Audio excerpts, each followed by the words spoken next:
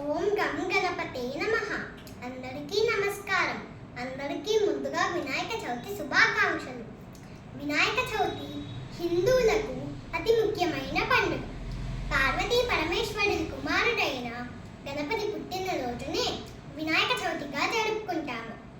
సాధారణంగా వినాయక చవితి పండుగ ఆగస్టు లేదా సెప్టెంబర్ నెలలో జరుపుకుంటారు. ఈ పండుగ ఉత్సవాలు భాద్రపద మాసం శుక్ల చతుర్థి నాడు ప్రారంభమవుతాయి. ఈ పండుగను పెద్దలే కాకుండా పిల్లలు కూడా చాలా ఇష్టంగా ఉత్సాహంగా జరుపుకుంటారు.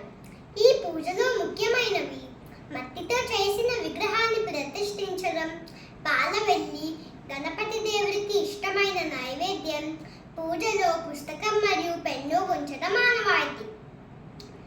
ఈ వినాయక చవితి రోజున ఈ వినాయకుని కథ చదివిన వినిన వారికి నీలాప నిందలు ఉండవని మన పెద్దలు చెబుతారు.